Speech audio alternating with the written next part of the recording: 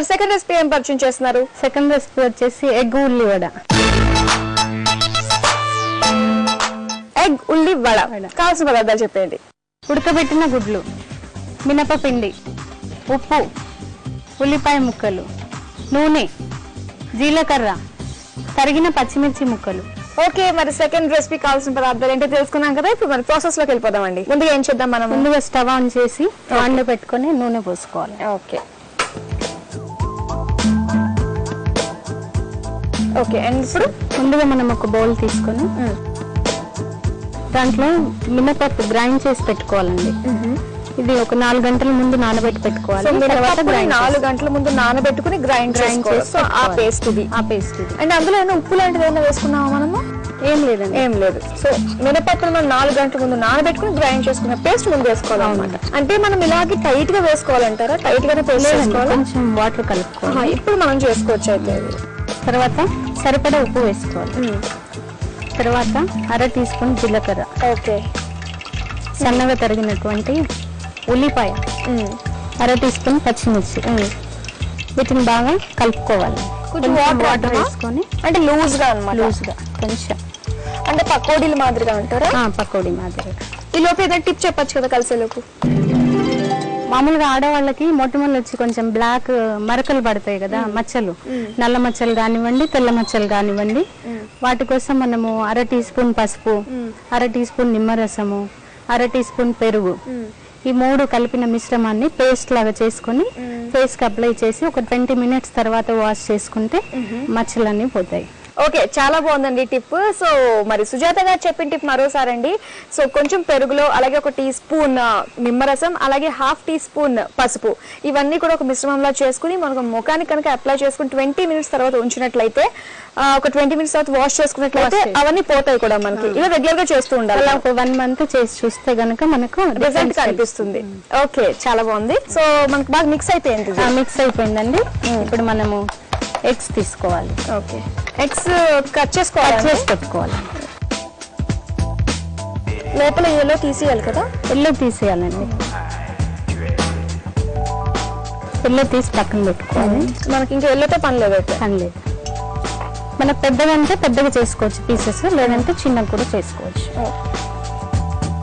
So మనం ఇందులో dip చేసి వేస్తూ ఉండాలి అన్నమాట. డిప్ చేసి కాగినటువంటి నూనెలో. సో కోడిగుడ్డుతో కూడా మనం నెంబర్ ఆఫ్ వెరైటీస్ చేసుకోవచ్చు అన్నమాట. పకోడీలా వేసుకోవచ్చు, ఇప్పుడు మీరు చెప్పిన కొత్త రెసిపీ లాగా ప్రిపేర్ చేసుకోవచ్చు. మామూలుగా పిల్లలు ఎగ్ అంటే ఇష్టపడరు కదండి, ఇలా మనం స్నాక్స్ లాగా చేసిస్తే కూడా ఇష్టంగా తింటారు. ఇంకా ఇది హెల్తీ ఫుడ్ కదండి.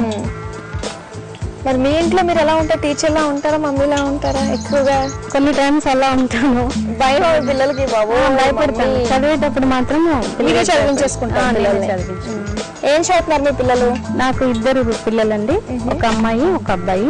అమ్మాయి వచ్చేసి 9th క్లాస్, అబ్బాయి వచ్చేసి 4th క్లాస్ అండి. ఓకే, సో ఒకరికొకరు ట్యూషన్ చెప్పుకుంటారేమో. పెద్ద అమ్మాయి బాబుకి చెప్తుందేమో. చెప్తుంది. ఇంకా ఇవి అయిపోయండి. మనం ఇప్పుడు దీంట్లో ఈ మినపప్పుతో కలిపిన మిశ్రమంలో డిప్ చేసి ఫ్రై చేసి. ఓకే, వేసొచ్చండి.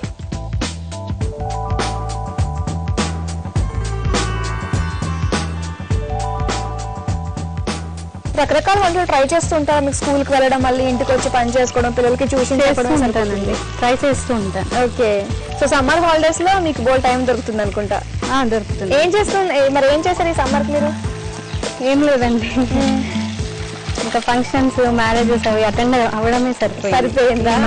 మరి ఎటు వెళ్ళలేదా? ఎక్కడికి వెళ్ళలేదు. రెగ్యులర్ గా వెళ్తూ ఉంటారా? వెళ్తామండి, షిరిడి, తిరుపతి. ఓకే, ఇది మీరు తీస్తారా? తీస్తాను. ఓకే, ఇందులో వేసేయచ్చు. మీకు ఇంకా టంగ్ ట్విస్టర్ నేను ఎలా అనిపిస్తుంది మీకు? టంగ్ ట్విస్టర్స్ బాగుంటుంది కదా, ఛాలెంజింగ్ గా అనిపిస్తుంది. ఎందుకు చెప్పలేని చెప్పాలి అని. సరే, అయితే మీ ఛాలెంజ్ ఓకేనా? ఓకే, సరే మిమ్మల్ని ఏది అడుగుదాము? ఓకే, 4 ఎర్ర లారీలు, 6 తెల్ల లారీలు, ఇది చెప్పండి చూద్దాం. 4 ఎర్ర లారీలు, 6 తెల్ల లారీలు. మళ్ళీ 4 ఎర్ర లారీలు, 6 తెల్ల లారీలు. ఓకే, ఎంతవరకు వచ్చినాయండి? కలర్ చేంజ్ అయింది ఆల్రెడీ కదా. సో వైట్ గా, అలాగే మనకి ఎల్లోయిష్ కలర్ లో అయిపోయింది. సో స్టవ్ ఆఫ్ చేసేద్దాం అంటారా? చేసేయండి పేపర్ నాప్కిన్ ప్లేట్లోకి.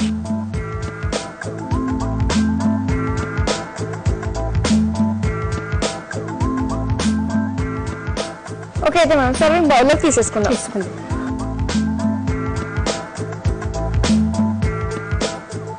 సో పైన పచ్చిమిర్చి జల్లుకుంటే బాగుంటుందేమో కదా, కొంచెం గార్నిష్ కోసం. కొంచెం చిన్న చిన్న ఉల్లిపాయ ముక్కలు అలాగే పచ్చిమిర్చి ముక్కలు సో గార్నిష్ చేసుకుందాం. ఎంతో రుచిగా ఉండే ఎగ్ ఉల్లివడ రెడీ అయింది. టేస్ట్ చేసి చెప్పండి. తప్పకుండా.